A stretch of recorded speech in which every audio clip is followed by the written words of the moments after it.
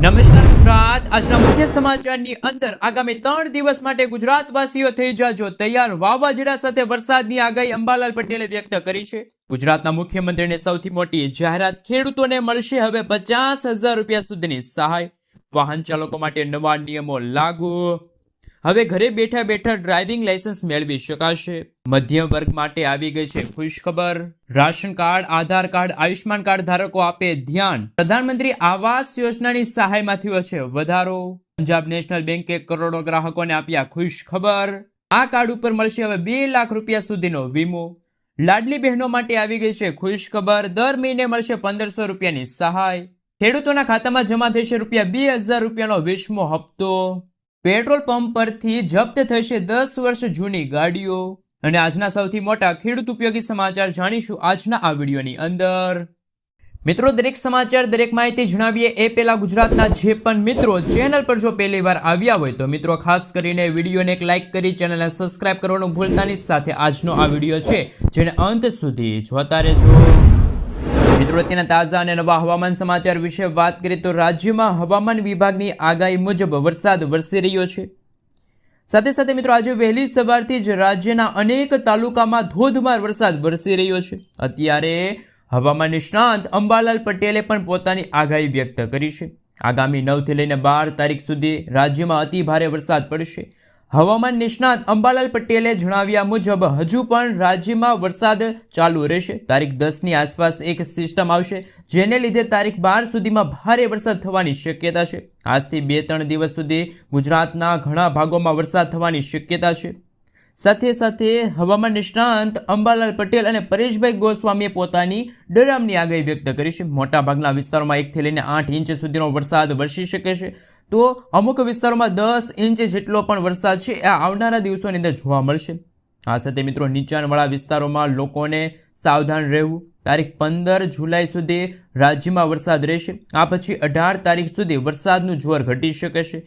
આના કારણે મિત્રો ગુજરાતના દરિયાકાંઠાના વિસ્તારોમાં માછીમારોને માછીમારી ન કરવા માટે હવામાન વિભાગે પણ સાવચેત રહેવા માટે અપીલ કરી છે।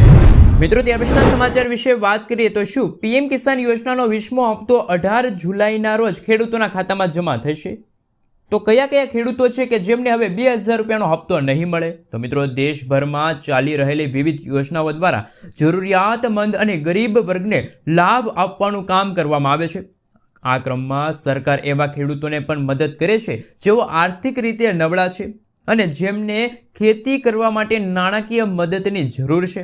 આ માટે ભારત સરકાર પ્રધાનમંત્રી કિસાન સન્માન નિધિ યોજનાની જાહેરાત કરેલી છે। આ યોજનાનો લાભ ફક્ત ખેડૂતોને જ આપવામાં આવે છે, જે હેઠળ ખેડૂત મિત્રોને વાર્ષિક 6,000 રૂપિયાની આર્થિક સહાય પૂરી પાડવામાં આવે છે। તેમજ આ પૈસા 2,000 રૂપિયાના 3 હપ્તામાં ખેડૂતોના ખાતામાં જમા થાય છે। આવી સ્થિતિમાં અત્યાર સુધી આ રકમ કુલ 19 વખત ખેડૂતોના બેંક ખાતામાં ટ્રાન્સફર કરવામાં આવી છે અને હવે 20મા હપ્તા માટે ખેડૂતો છે આતુરતાથી રાહ જોઈને બેઠા છે। હાલ મિત્રો, મળતી માહિતી અનુસાર 18 જુલાઈના રોજ ખેડૂતોના ખાતામાં 2,000 રૂપિયાનો 20મો હપ્તો છે એ આવી જશે।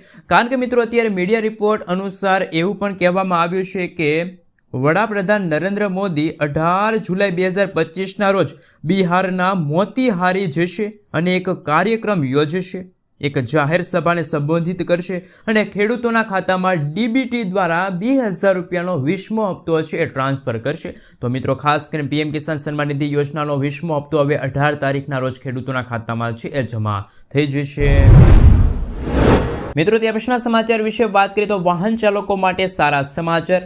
હવે તમે રાષ્ટ્રીય ધોરીમાર્ગો દ્વારા લાંબા અંતરની મુસાફરી કરો છો તો તમારા માટે એક સારા સમાચાર છે, કારણ કે કેટલાક ખાસ ધોરીમાર્ગો પર ટોલ ટેક્સમાં 50%થી વધુનો ઘટાડો કરવામાં આવ્યો છે। સરકારે ટોલ ટેક્સના નિયમોમાં ફેરફાર કર્યા છે જેના કારણે સામાન્ય માણસને ફાયદો થશે અને તેમને ઓછા ટોલ ચૂકવવા પડશે। વાસ્તવમાં માર્ગ પરિવહન અને ધોરીમાર્ગ મંત્રાલયે ટોલ ટેક્સના નવા નિયમો અંગે એક સૂચના જારી કરી છે જેના કારણે હવે લાંબા અંતરની મુસાફરી કરતા વાહન ચાલકોને ઓછો ટોલ ચૂકવવો પડશે।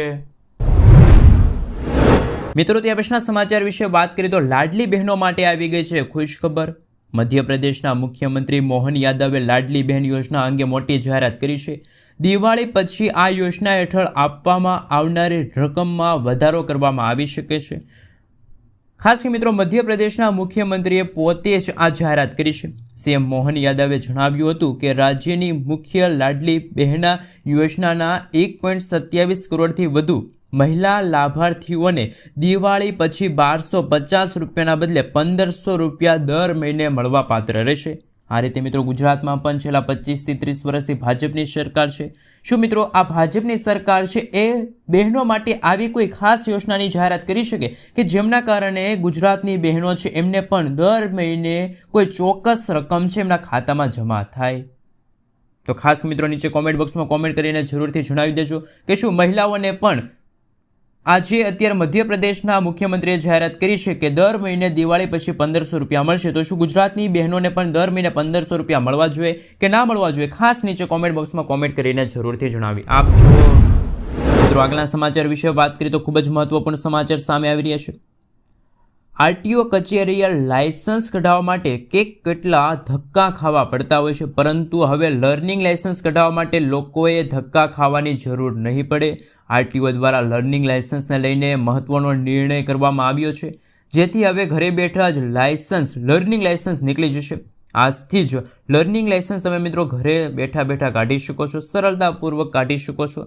હવે તમારે આરટીઓના પરિવહન પોર્ટલના સારથી પોર્ટલથી ઘરે બેઠા લર્નિંગ લાયસન્સ તમે મેળવી શકો છો. આધાર, ઈ-કેવાયસી તેમજ મોબાઈલ ઓટીપી થકી લર્નિંગ લાયસન્સ મેળવી શકાશે. આધાર કાર્ડ સાથે મોબાઈલ નંબર લિંક હોવો ફરજિયાત છે.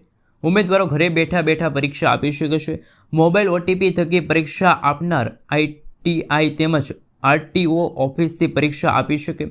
ઈ-કેવાયસી કે મોબાઈલ ઓટીપી પદ્ધતિની પસંદગી પરીક્ષા ફોર્મ ભરતી વખતે કરવાની રહેશે. ઘરે બેઠા કોમ્પ્યુટર કે લેપટોપમાં પરીક્ષા આપી શકાય. આ સાથે મિત્રો જો વાત કરીએ તો સૌથી મોટા અત્યારે જે લર્નિંગ લાયસન્સને લઈને સમાચાર સામે આવી રહ્યા છે, અને ઓનલાઈન લર્નિંગ લાયસન્સ પરીક્ષામાં નાપાસ થનારા વ્યક્તિ 24 કલાક બાદ ફરી પરીક્ષા આપી શકશે. મિત્રો ત્યાં પછીના સમાચાર વિશે વાત કરીએ તો પેટ્રોલ પંપ પરથી જ જપ્ત થશે 10 વર્ષ જૂની ગાડીઓ. દિલ્હી એનસીઆરમાં હવે જૂની ગાડીઓને લઈને કડક કાર્યવાહી હાથ ધરવામાં આવી છે. દિલ્હી એનસીઆરમાં 10 વર્ષ જૂની ડીઝલ અને 15 વર્ષ જૂની પેટ્રોલ ગાડીઓને સીધી જ પેટ્રોલ પંપ પરથી જ સીઝ કરવામાં આવશે. પેટ્રોલ પંપના માલિકોને પણ આદેશ છે કે તેઓ આવી ગાડીઓને ફ્યુઅલ આપવાની ના પાડી દે. આ સાથે દિલ્હી ટ્રાફિક પોલીસને સૂચના આપે કે જેથી ગાડીઓ જપ્ત કરવામાં આવી શકે. મિત્રો આગળના સમાચાર વિશે વાત કરીએ તો કે ગુજરાતમાં ડુંગળીનું ઉત્પાદન કરતા ખેડૂતોના હિતમાં રાજ્ય સરકારે મહત્વપૂર્ણ નિર્ણય છે લીધો છે. ગુજરાતમાં ડુંગળી પકવતા ખેડૂતો માટે આવી ખુશખબર. આ સાથે મિત્રો આપણે જણાવી દઈએ તો બજારમાં ડુંગળીના ભાવ ઓછા હોવાથી ડુંગળી પકવતા ખેડૂતોને આર્થિક સહાય પૂરી પાડવા રાજ્ય સરકાર દ્વારા આવા ખેડૂતોને 200 રૂપિયા પ્રતિ ક્વિન્ટલની સહાય 50,000 રૂપિયાની મર્યાદામાં પૂરી પાડવામાં આવશે. મિત્રો આગળના સમાચાર વિશે વાત કરીએ તો મધ્યમ વર્ગ માટે આવી ખુશખબર. ઘણા સમયથી ઘણા મીડિયા રિપોર્ટ્સનો દાવો હતો કે સરકાર જીએસટી દર ઘટાડવાની તૈયારી કરી રહી છે. મીડિયા રિપોર્ટ્સમાં કહેવામાં આવ્યું હતું કે કેન્દ્ર સરકાર મધ્યમ અને ઓછી આવક ધરાવતા પરિવારોને રાહત આપવા માટે જીએસટીના દર બદલાવા કરવાની જે યોજના છે એની જાહેરાત કરી છે. એવું કહેવામાં આવે છે કે સરકાર 12% જીએસટી સ્લેબ ઘટાડીને 5% કરવા અથવા તો તેને સંપૂર્ણ નાબૂદ કરવાની યોજના બનાવી રહી છે.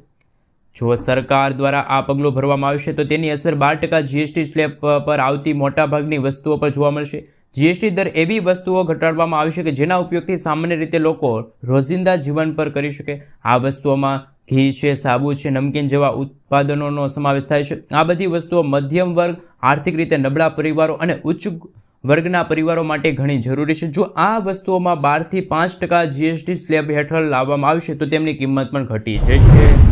મિત્રો ત્યાં પછીના સમાચાર વિશે વાત કરીએ તો હવે આ કાર્ડ ઉપર મળશે 2 લાખ રૂપિયાનો વીમો. અસંગઠિત ક્ષેત્રમાં કામ કરતા લોકોને આર્થિક સુરક્ષા આપવા માટે સરકારે વર્ષ 2020ના રોજ એક ઈ-શ્રમ કાર્ડ યોજનાની શરૂઆત કરી હતી. આ યોજનાનો ઘણો પ્રતિસાદ મળ્યો છે. અત્યાર સુધીમાં 29 કરોડ ઈ-શ્રમ કાર્ડ બનાવવામાં આવ્યા છે. આર્થિક સહાય ઉપરાંત સરકાર ઈ-શ્રમ કાર્ડ ધરાવતી વ્યક્તિને 2 લાખ રૂપિયાનો અકસ્માત વીમો પણ આપે છે. ઈ-શ્રમ કાર્ડ ધારક પ્રધાનમંત્રી શ્રમ યોગી માનધન યોજના છે, સ્વરોજગાર માટે રાષ્ટ્રીય પેન્શન યોજના છે, અટલ પેન્શન યોજના છે, પ્રધાનમંત્રી જીવન જ્યોતિ વીમા યોજના છે, પ્રધાનમંત્રી સુરક્ષા વીમા યોજના છે, પ્રધાનમંત્રી આવાસ યોજના છે, રાષ્ટ્રીય સામાજિક યોજના તરીકે પણ લાભ છે લઈ શકે છે. તો મિત્રો ખાસ કરીને મિત્રો અત્યારે જે સૌથી અગત્યના સમાચાર સામે આવી રહ્યા છે, ઈ શ્રમ કાર્ડ માટે જે લોકો છે, લાભાર્થીઓ છે, એ ઓનલાઈન અરજી કરી શકે છે. 2 લાખ રૂપિયા સુધીનો સ્વાસ્થ્ય વીમો છે એ પણ મળવા પાત્ર રહેશે.